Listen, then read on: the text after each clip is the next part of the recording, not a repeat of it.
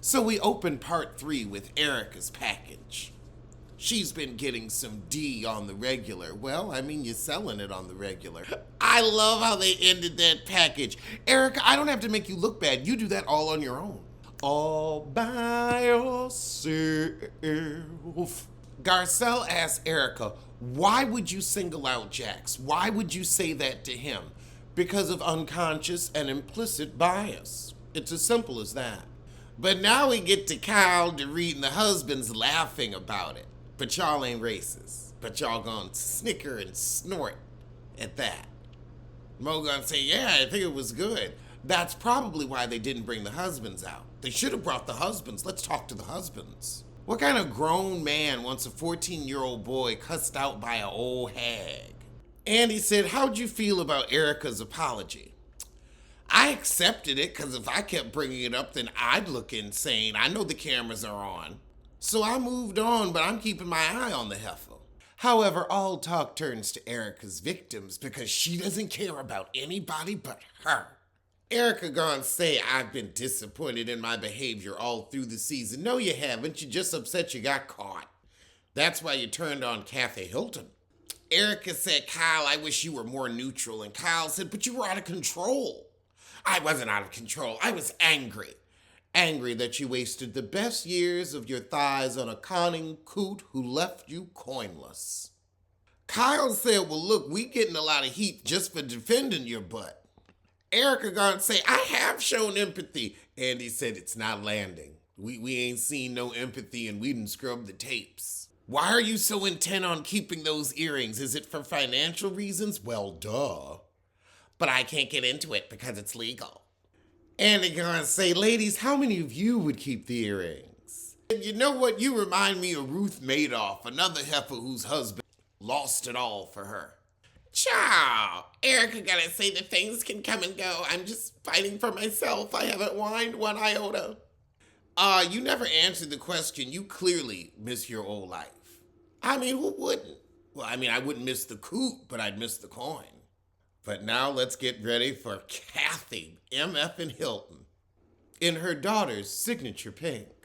I'm telling you, Paris put that outfit together for her. Kathy comes out and we go on and get to what happened in Aspen. Renner's recap, the most vile things came out of this woman's mouth about her own sister. I'm not going to take it to my grave because I'd get sick and get cancer. That's how bad it is. I swear Renner is giving us 100% bold and the beautiful. Were the women too hard on Kathy promoting her tequila? I don't think so, but also she is a friend of. I feel like you should only be able to promote something when you're giving full storyline. They like, this heifer comes on, promotes her businesses, and goes home. I think they're more jealous. So as we talk tequila, Kathy was mad at Kyle because she couldn't control Renner to not order the other tequila. Renner was like, well, I done already drank your tequila on camera. I promoted it. I wanted to try something different. No, Renner, you did it to start shit because you could already tell Kathy was on one and you like to poke a bear. Now Kyle starts crying because she's sick of Kathy always blaming her for stuff. She's like, I can't even host a party without you getting mad that there's other tequila there. Kathy, you knew Renner did it on purpose. And why would it annoy you that damn much? You're too rich to be that perturbed. I'm sorry, but if I had an 80th of your money, I wouldn't be upset about anything, ever. So Kathy said, well, I really got PO'd when I was trying to get them to play my music and they said it was too busy in here. And she said, well, I've been coming here on and off for 30 years and they've always taken my request. See, because the word no doesn't exist in Kathy's universe. She just whispers something to somebody and things just happen. So when the DJ wouldn't play ball, Kathy went over to Kyle and grabbed her and said, we're leaving. And Kyle's like, you ain't the boss of me, heifer. Oh, Erika said, womp womp is the sound you make under the bus. Erika said, I saw Kathy coming from the dance floor and she said the DJ was an old and walked off.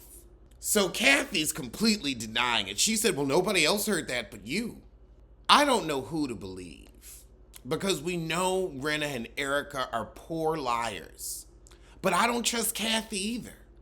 Erika gonna say, well, everybody knows I don't lie. After last season, when Tom's truck flipped over, and then your son had to rescue him, but his truck flipped on the snow in Pasadena, when Kathy said, I have a little more credibility than you, the look on Garcelle's face. So HR investigated, but it came up inconclusive. They're gonna have to start wearing body cams. I'm sick of all this inconclusive she said. I want results. Kathy is coming for Erika. She said, you know what? Why wasn't anything in the press about you walking around with your $25,000 ring and crocodile bag? Or I'm sorry, $250,000 ring. You have no remorse at all. And she doesn't. So Rinna gets Kathy into the Sprinter van, and that's where Kathy's meltdown started, where there are conveniently no cameras. So Kathy said, well, yeah, Rinna, I thought I was venting to a friend, and you were in the amen section saying I was preaching to the choir, and you were just as sick of Kyle's shit as me. Of course, Rinna doesn't remember those words, like she didn't remember saying Kim was at death's door. So as we go to commercial, we read off what Rinna said Kathy said. And Kathy said, you're going to take a lie detector test. Well, honey, they just did those on Married to... Why are they giving us 2 episodes of American Horror Story again? I guess they look, it's going to be shitty, so maybe if we just give them 2 episodes at once and bombard them with garbage, they won't know it's bad. We know, Heifer. We know. So Kathy's saying Lisa Rinna posted a text from Kathy Hilton that was made up. So somebody leaked this from within the group to the press. And it was clearly Rinna, and I think Erika had something to do with it, even though it may not have been her publicist. She could have done it herself. Now Kathy mad at Kyle for having Rinna pop up on her and asking her to apologize to Rinna, and I kind of am with Kathy. Kathy didn't say nothing about Rinna, so why does Rinna need an apology? Just because she wants to act traumatized. Kathy said you wanted it on camera because your contract was coming up. I'm sorry, Rinna, what is your storyline other than don't mess with your effing husband? Kathy said you've had problems with Camille, Lisa, Aaliyah, Ulysses, Cameron, Shamia, Tia. Thank you for holding down the fort. Kathy said you better lay low. You are the biggest bully in Hollywood, and everybody knows it. So now Rinna's trying to spin it from Kathy attacked her sister to Kathy attacked her.